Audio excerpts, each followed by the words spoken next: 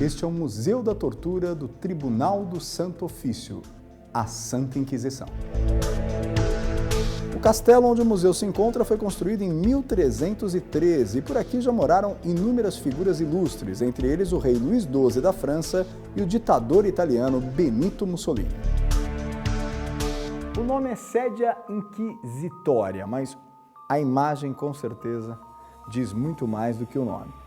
Ela foi usada pela Igreja Católica até 1846 durante os interrogatórios. A pessoa ficava nua sentada nessa cadeira, sem poder se mexer absolutamente. Qualquer movimento, um desses espinhos entrava ainda mais na pele e conforme o torturador quisesse aumentar a dor, ele podia girar isso aqui e apertar.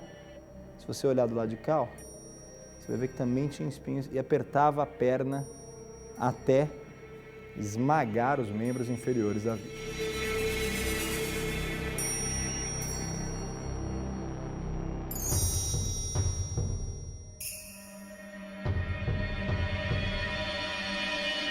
Essa é uma cripta céltica do século X a.C. Aqui, nesse local, está enterrado um guerreiro celta e também o seu cavalo. Hoje em dia as pessoas chegam aqui e ainda jogam algumas moedas, fazendo pedidos para essa pessoa aqui, cujos restos mortais ainda se encontram nesse local.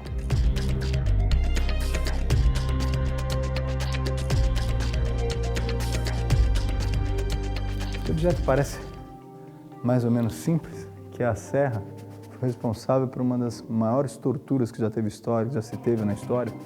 Em 1808, na Espanha, na Guerra da Catalunha, as pessoas eram penduradas de cabeça para baixo, como mostra essa imagem, vivas e serradas ao meio.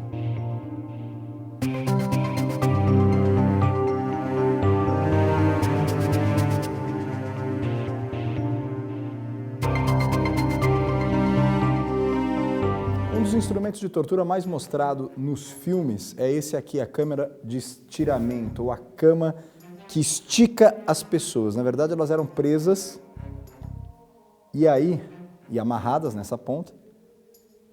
Essas duas estacas, esses dois troncos com espinhos eram levantados. A partir do momento que a pessoa deitava, eles eram colocados onde estão, ou seja, já penetrando sobre a pele.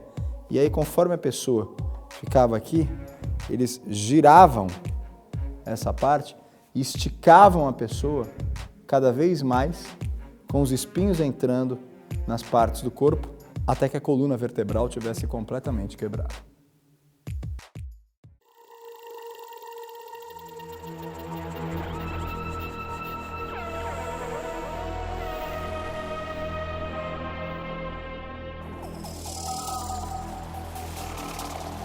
A memória de um dos períodos mais negros que a humanidade já enfrentou permanece intocada nos subterrâneos deste castelo medieval no norte da Itália.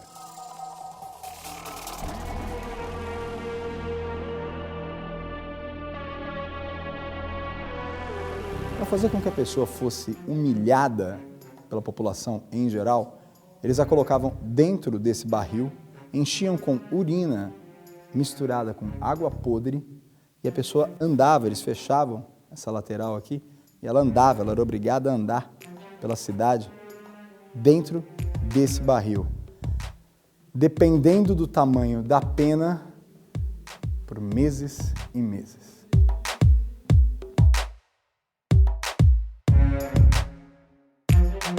Muito associado à cidade de Transilvânia, na Romênia, esse objeto, muito utilizado também na Europa Oriental, em toda a Europa Oriental, é chamado de il palo aqui na Itália. Na verdade, é como se empalava alguém. Daí a figura do Conde Drácula, até que foi o maior empalador que já existiu na história. É assim que ele derrotava os seus inimigos. Quando ele derrotava os seus inimigos, ele torturava dessa maneira. Ele pegava o inimigo vivo e fazia com que ele sentasse nesse instrumento de tortura até que toda a madeira percorresse o corpo da pessoa viva e saísse pela boca. A chamada Virgem de Nuremberg foi usada na Alemanha até 1515. Era uma espécie de câmara mortuária. A pessoa, obviamente, entrava viva, mas era impossível sair daqui respirando, como você pode ver.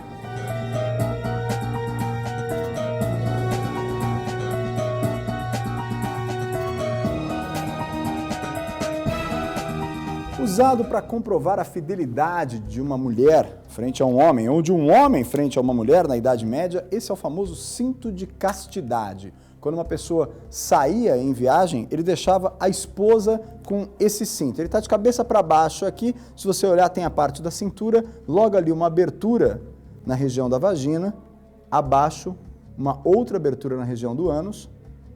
Isso fazia com que a pessoa tivesse certeza de que a mulher não o trairia. Agora, o mais curioso é mostrar que isso não acontecia apenas com a mulher, como a gente estuda nos livros de história. Havia também o cinto de castidade para os homens, que é esse que você vê agora.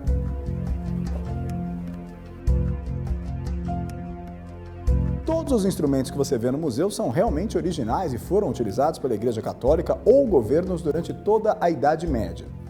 Mas embora o castelo seja do século XIV, esta via que nós passamos agora, esta masmorra, é do século II a.C. e era uma prisão do Império Romano. Se os subterrâneos do castelo foram feitos para te apavorar, hoje em dia, aqui na parte de cima, cabe o deslumbramento. Eu falei que o rei Luís XII da França viveu aqui, pois bem, essa era a sala do trono e permanece intocada até hoje, impecável. Se você olhar os detalhes aqui da grande lareira, você vê as esculturas em perfeito estado. Agora, quando a gente fala em escultura, a gente também lembra de algo que nos apavora um pouco. Parece que a figura de um castelo está sempre associada a filmes de terror. Você não acha, não?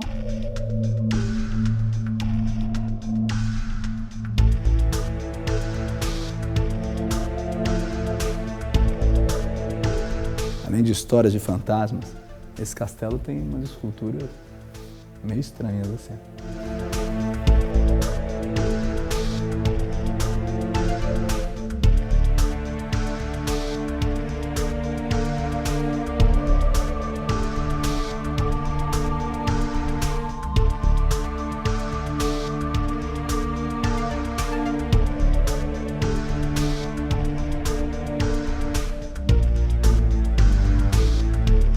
Essa é a cadeira principal da sala de banquetes, que também conta com uma enorme lareira também rica em detalhes. Agora, não é essa a mesa principal do castelo.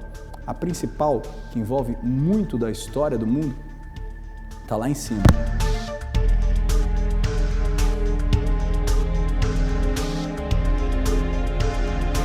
Durante muito tempo da década de 40, esse foi o escritório de Benito Mussolini, o ditador italiano. Foi daqui, deste local, que ele conduziu as principais estratégias da Itália durante a Segunda Guerra. Você tem aqui até um cartão com a assinatura dele, com o nome dele, para confirmar isso no castelo. E foi também neste local que foi assinado o armistício, o Tratado de Paz entre Itália e Alemanha em 1945, quando a guerra terminou.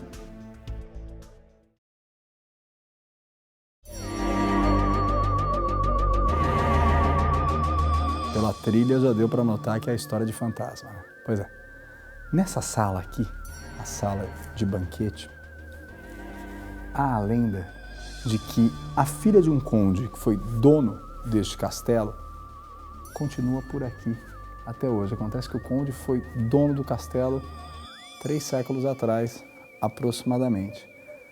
Conta a lenda que o conde e o noivo dessa filha, ou seja, seu futuro genro, se enfrentaram num duelo e ambos morreram na batalha. E ela, nessa sala, segurou o corpo do pai e do futuro marido e chorou durante dias sem parar, é o que conta a lenda. Dizem que à noite, nesse local, quando as luzes se apagam, ainda se ouve o choro da moça.